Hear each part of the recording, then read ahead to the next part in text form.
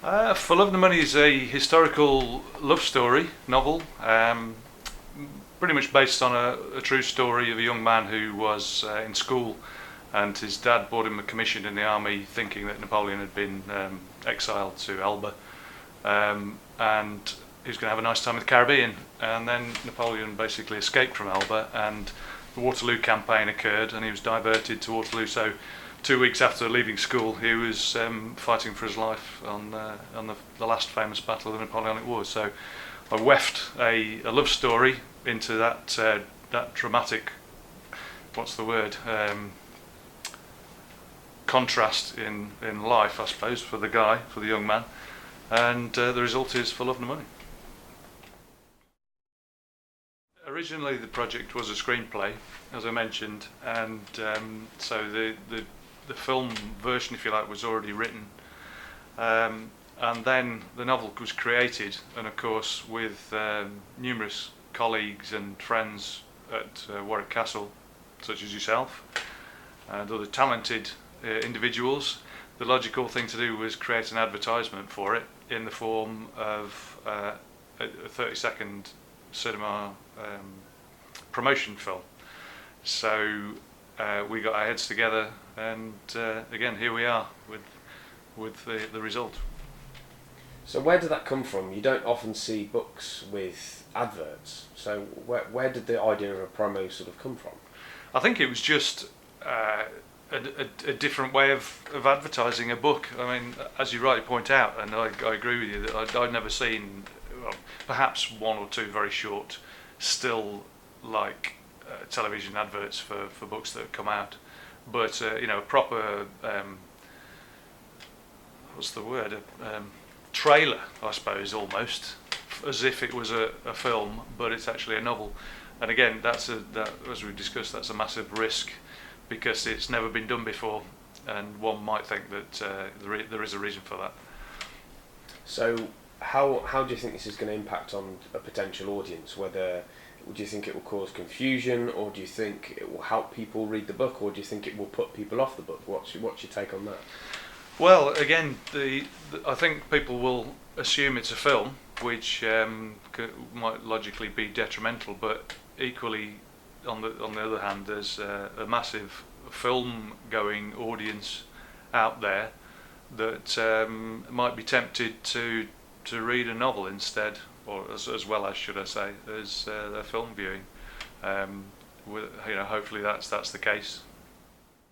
The project, actually carrying out the project, was absolutely brilliant fun and fascinating, and pictured just as I, the result was as I pictured it, and I'm trying to think really. The storyboards, it turned out exactly like the storyboards. We should show the storyboards in this interview. I can remember every detail of every second of my cameo roles. I was the guy getting off the horse, Mr. Robert Crawford, played by Shay Watson. And I was also Geoffrey Farrington, or my shoulder on the right side of my head was Geoffrey Farrington, telling off young Emily. And in the reverse shot, I was actually Emily with the bonnet on my head, so that's the back of my head as well. So Love the Money is obviously a completed project, although we might put the commercial into different forms, possibly in the cinema again, or maybe television. But since that production during the period of time that it's taken to make the commercial, I've written another novel called You Met Your Father at Vyazma, which is another Napoleonic adventure, this time in the 1812 campaign, the disastrous retreat from Moscow by Napoleon.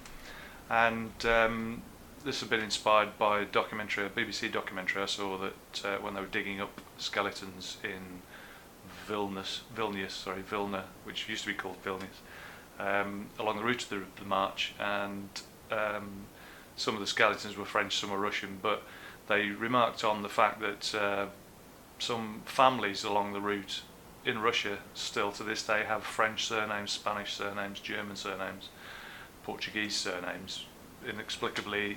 And the reason for that is that various of the French, or whatever nationality they were, because it wasn't just a French force, it was a multinational force, clearly escaped from the column and made friends or integrated themselves with the local populace, and their descendants live in those villages to this day. So I thought it was quite interesting that if you had a plot with some kind of connection with the current world, and that campaign inspired a new, again, a romance, a romantic historical novel. You Met Your Father at Vyazma. But for the future beyond that, more novels. One of the projects that has been mooted is the feature length for Love the Money, which is already written.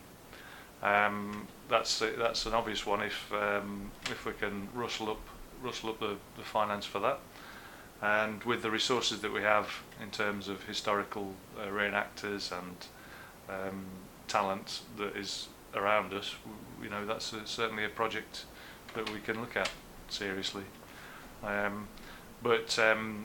Yeah, there's half a dozen other screenplays that could be done as well. There's the one about Richard III, Loyalty Binds Me, and various other projects on the burner. So watch this space.